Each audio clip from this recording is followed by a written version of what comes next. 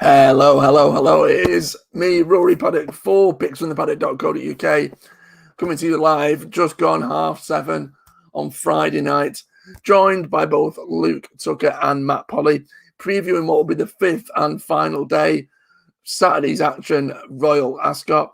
We're going to get through this as quick as we can because apparently there's another sporting event that's taking place very shortly that the nation, including myself and the two guys next to me, will be glued to.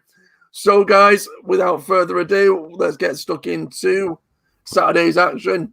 The first race that we will be deciphering, as we have done throughout the week, will be the 340 from each race each day. This time, Saturdays will be the Hardwicke. It's a 1 mile 4 Group 2 race. Current market leader, Wonderful Tonight, is best priced 4-1. Broome from the Ballydor Yard is 9-2. Albaflora 11-2. Il Arab 6-1. Hakoum 13-2. 10-1 bar. If I bring up the prices and the race card there, so everyone who's watching can see. If I do that,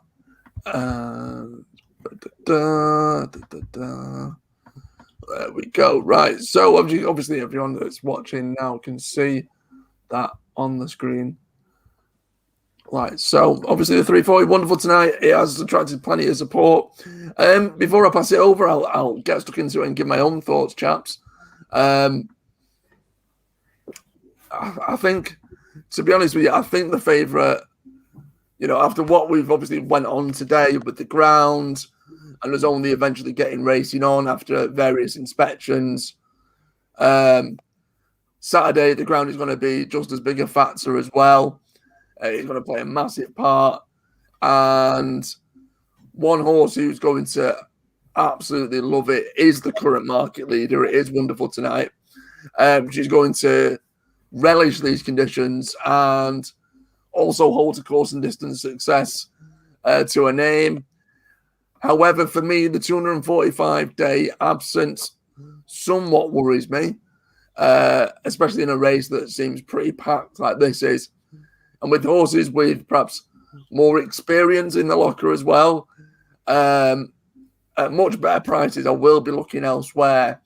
The one I'm going with was relatively inconsistent last year, but has returned this term, with a third and a win in 2 starts. It's a fellow course and distance winner. Has victories on soft and heavy going, which I think is going to be a massive plus. Their name is Japan. Now, I know it hails from a yard who have been, well, let's be honest, very, very disappointing this week. But I think Japan at 16-1 looks way too big. Again, bookies paying 3-4 places. If there's a bookie paying 4 places, I'll take the 16s. Don't think it'll win, but I think it's probably a better bet to finish in the money. And I'll take that. Matt, yours? Yeah, I mean, obviously, chalk and cheese compared to the start of the meeting, compared to what we're going to be discussing ground-wise Just a bit. tonight. I mean, blazing sunshine and fast ground, watered ground at the start, and now it's after a solid day's rain. I mean, it was probably even doubtful. If we hadn't had the rain, it was probably even doubtful if Wonderful Tonight would even run in this, but now we've had the deluge, and her price has contracted accordingly, hasn't it? I mean, she went over to France and was a revelation over there when the ground was heavy, and I don't think it's any coincidence that her form improved for that ground. So no value now, I shouldn't think. The value's gone now purely because of the conditions, but her form last year as a 3-year-old was really good, wasn't it? Even when she finished 5th at Longchamp, that was behind Tanawa, the Breeders' Cup winner. I'm not really that worried about the layoff. I mean, I imagine most of the her main goals would be end of season, obviously, because we know the ground's likely to be soft again come the autumn, but this has absolutely come good for her, this weather, hasn't it? And she's my selection in the race, albeit now, like I said, now the price has gone. She's quite a light filly. She's a tall, sort of rangy light filly. I don't imagine that she's particularly hard to get fit. So yeah, she's my selection in this. If I had to choose a runner-up, it would probably be Alba Flora. She was really impressive on her debut start. The ground won't be any issue, and it's it was a big ask for her last time, and maybe Epsom didn't suit, so she can chase home wonderful tonight. Yeah, I mean, out of all of them, I'd probably say the favourite is, and probably why it is favourite, like we've already mentioned, probably is the one that's most likely to act and love ground like this. I'm the same as you. I think the favourite is a very, very strong chance, but the only thing that put me off was the price. Luke, your thoughts on the 340? I've got the main Alba Flora, as Matt said. Like I said, I do think the favourite's got a very good chance. Obviously, the ground, and you said the layoff is a little bit of a worry on that sort of ground as well. It might ease slightly, the ground possibly. I don't know. It's going to be dry tonight and dry tomorrow, so I mean it rains fairly well, but it's still going to be testing no matter what. Alba Flora for me, I'd say an impressive Ascot. I think you can probably draw a line a bit on the Epsom run. It's we'll like that ground as well. I just think like I said, 11-2, 6-1, you can get a few places. 5 places.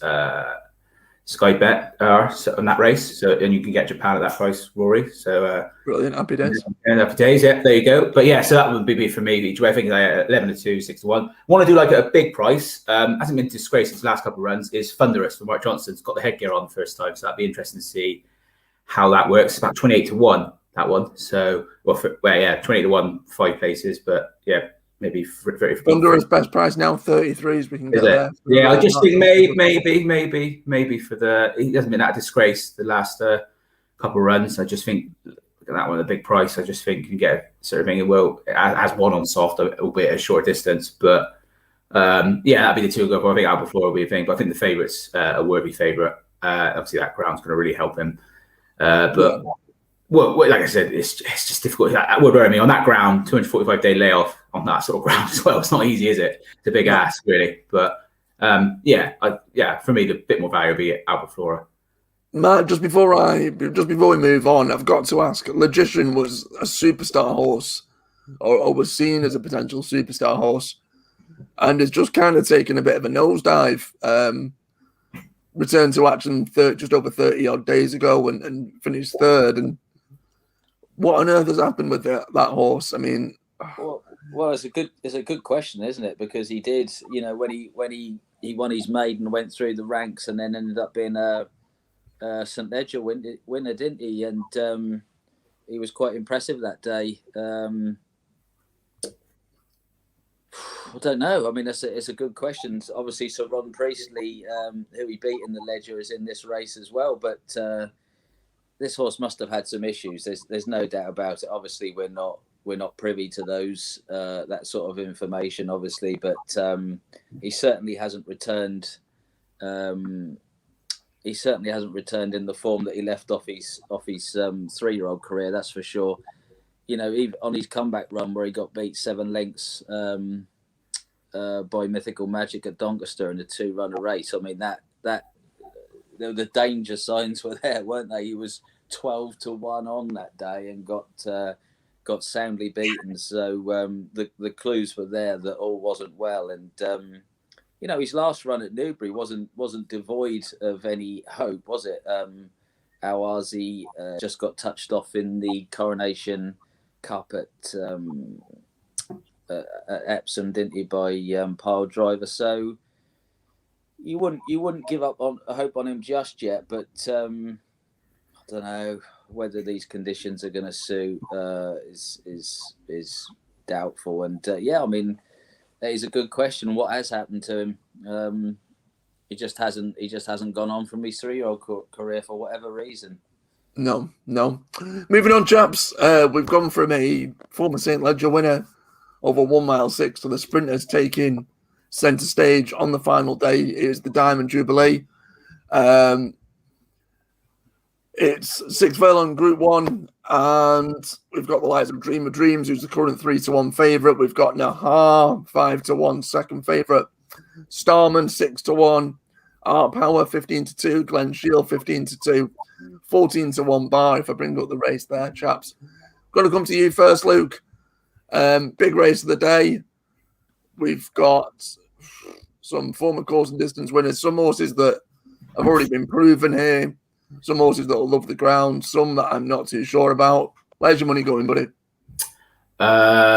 Money is on each way on Glen Shield. I think hopefully a bit of redemption for Archie Watson after the turnover today with Campanelli. And I just think each way, I just think course and distance again is going to go on that ground for certain. Won in October on the Champion Stakes. I just think it's got a big chance. And I think sort of maybe probably aim for this. Dream for Dreams, again, favourite. Had a Windsor run, which was on a Monday night. That was just a prep run. It was a free runner race. I don't think Starman's going to run from what they were saying on the TV today with that ground. So that's one probably going to rule out. At big price, possibly Happy Power, maybe is each way shout at that price. But yeah, for me, Glen Shield, I just think Holly Doyle, just they got on well. I just think for the ground and that purposes, and I just think you just need something that's going to go in the testing conditions, I think, because it's going to be testing regardless. But yeah, I just think just Glen Shield, Yeah, no, I'll be honest with you, exactly the same. I've gone for the same horse each way again, but a vast proportion of the runners in this race have met multiple times before, and it's interesting to see that Glen Shield was, like you said, victorious over course and distance back in October last year. He finished ahead of Dream of Dreams, Art Power, Happy Power, and Starman that we touched upon. That day, Andy came on soft that day as well. Obviously, Holly Doyle was riding that day. And I just think the form, considering one, it's over course and distance, and two, it was on ground that you're going to be expecting, I think that probably looks the best recent form to go off. And I think at 15-2, it looks perhaps a tad overpriced. I couldn't be having the favourite. Our favourite is a horse that I absolutely love, but on ground like this, not for me. I'm not one for laying, but I would be happy to lay that horse not to win. I think you'll find one or two too good. I know that's the kiss of death.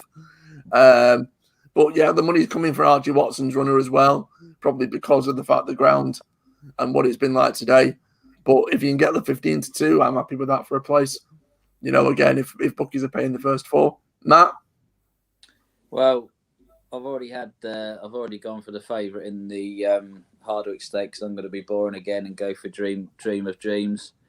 I don't think the ground's an issue. He won a minor race at Windsor last time on what was almost unraceable ground. Obviously, it was a much easier race than this, but he has got form on soft ground. He won at Haydock. He won the Sprint Cup at Haydock on desperate ground. He was beaten by Glen Shield at Ascot at the back end of last season. I definitely take that on board, but I think he's probably a better horse in the middle of the summer. He was favourite that day as well, actually, to win that race. But he might have gone over the top by. He might have been over the top by October, so I'll forgive that. He comes here fresh on the back of that prep run at Windsor, and like I said, I'm happy that he'll go on the ground. He's been a regular competitor in this race over the last 3 or 4 seasons, and the only slight concern, he'll be drawn 3, so they'll probably come middle to stand side, and he might be stuck up the middle of the course. But I think if I was Ryan Moore, I'd probably drop him in, cut across to the rail, and try and make my way up the rail, and I could see him finishing strongly, because I thought Glen Shield was a bit disappointing on his debut at the start of this season. Nahar's a horse I like, but I think he's better on better ground. Like Luke's already mentioned, I don't think Starman will run, and I don't think there's anything else in there of any note at Group 1 level. I think it's quite a poor, especially if Starman comes out. I think it's a reasonably poor Group 1, and he's certainly no value, Dream of Dreams, but I think he's been there and he's done it, and he's a fresh horse, unlike in October when he got beat by Glen Shield. So I think if Ryan Moore gets it right, I think it'd be hard to beat. Yeah.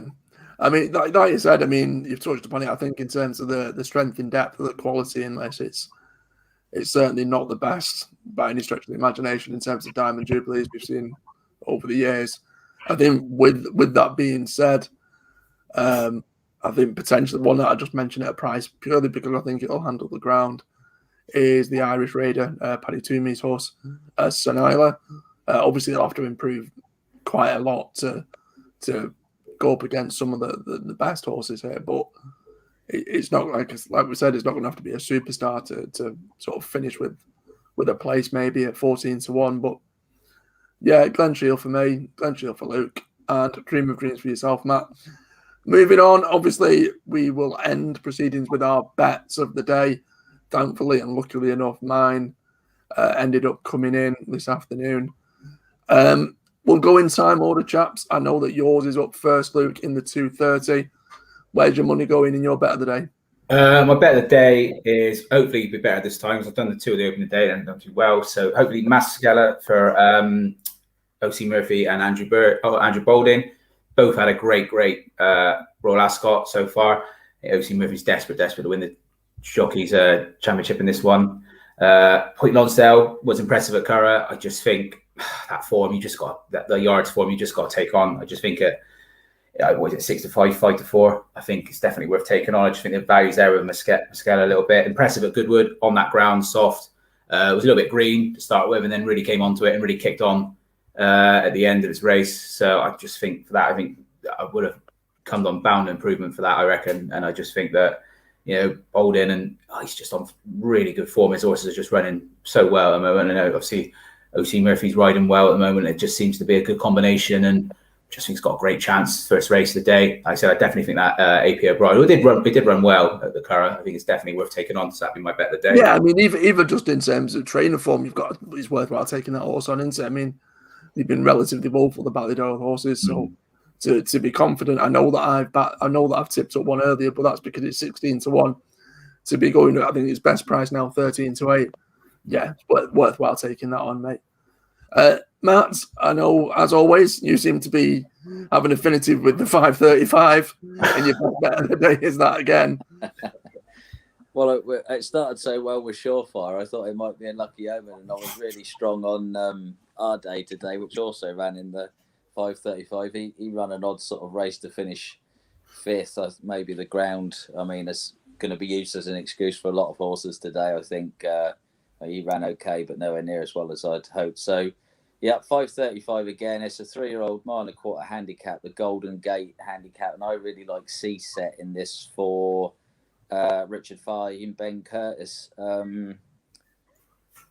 He showed a bit in his 3 runs to get a handicap mark, and enough to make me very interested in him when he made his handicap debut at Nottingham, and it took every yard of the mile that day for him to get up close home. That was on soft ground. He's got a real soft ground, actually. Absolutely loves this ground, and he won even though it was a short distance that day. If he'd have gone a few strides further, it'd have been more impressive. And then he came out again and running a decent handicap at Haydock over the mile, and Haydock it's a front runner's track, really. It didn't really suit him being a hold up horse, and the horse that beat him that day, Radeaberg, was on a roll for Roger Varian, and Radeberg running the Britannia, and he ran well. He finished 8th. He wasn't beaten that far. I mean, there was 30 runners in it, and you could have put a blanket over the first 10 home. He ran really well, Radeberg, so that sort of franks that form, and C-set that day. He had a fair bit to do, 2 furlongs out, and he finished really strongly. And I think the step up to a mile and a quarter is going to be right up his street. He's got a nice draw in 4, so he can get any position he likes. And this is a really competitive race with a lot of horses in form, but he just strikes me as a horse on a steep upward curve. So the money. I think the money has come for him, and I think that's because that's weather related. That's because of the ground. Because there's no doubt this horse handles deep ground very well, and that combination of that and the step up in trip, I think he'd be quite a confident choice. Yeah, it's backed in now to 13-2 from as big as 8. So yeah, money's come for it. I'm also going to be siding with the Ben Curtis horse. However, it comes in the last. For anyone that knows the National Hunt game, when you think of heavy weather and heavy ground, you think Venetia Williams. We've already had a trainer that's more well known for his National Hunt competitors in Gavin Cromwell, saddling a winner earlier in the week. I'm hoping that Venetia can do the same, or at least send one out to go well, this time in the form of Green Book at a massive price, currently at 66-1 in the final race, the 2 mile 5.5 furlongs at Queen Alexandra Stakes. Dermot Weld's runner Falcon 8 looks probably the classiest type in the race, and will be the one to beat. But I think in a race like this, 2 mile 5 on the flat, on what's going to be very, very testing ground. They're going to be strung out like the washing, and this horse stays all day. Obviously, it's a dual-purpose horse. It's competed at obviously over obstacles as well, and has done quite well on heavy ground to about 2 mile, 2.5 mile hurdles wise. Ben Curtis, more than capable jockey. Venetia, obviously, she's not well known for having flat winners, but just having a look through the form here, there's not many horses in this lineup that have been proven on ground that we're going to get today. It's going to be quite unique to the majority of them, and for that alone, I just think 66-1 is an absolute massive price. Again, there's 19 runners, so you're going to have bookmakers paying the first 6, maybe even 7 if one of them's feeling extra generous. And it was just too big a price to turn down. I don't think there's an abundance of class in this race. I know you don't tend to get very classy types in 2 mile 5.5 furlongs on the flat, but there's not sort of any of. You've got some of the big guys, big name trainers in terms of Dermot Weld and Willie Mullins in there, but you don't have the top tier, top echelon. There's no Ballydoyle runner, no Gosden runner. You're not going to get those sort of types in races like this. So I think it could potentially leave the door wide open for a horse that's, a little less well known, and at 66-1 for a horse that acts well around here, albeit over obstacles, but has done well and is also, let's not forget this horse has also not last time, but 2 starts back, ended up winning the Chester Plate. That's another big runner handicap. I know the conditions are going to be very different than he's got to compete with, but yeah, I'm happy with that. 66-1 could potentially look like a ridiculous price. Yeah, I'll take it. Do you know what I mean? It's more of a hit and hope in terms of a place market, but there was nothing that stood out ridiculously strong for me. So that's what we'll go with. Thank you very much, chaps. We now got kick off in all of a minute. For anyone that is still watching, which there is a few. Thank you, obviously, to yourselves, chaps, and to anyone who's been watching over the last 5 days, to run through our final selections for the final day of Royal Ascot. Here's what we've got. In the Hardwicke Stakes, I've gone for Japan, and Luke's gone for Alba Flora. Matt with Wonderful Tonight. Both myself and Luke have gone for Glen Shield, and Matt's gone for Dream of Dreams in the Diamond Jubilee. And as you can see there, our bet of the day, Green Book, Masakela and C-Set. I've been Rory Paddock, Laban, Matt Polly and Luke Tucker. As always, any comments, likes and shares, always welcome. Fingers crossed, touch wood, good luck if you follow,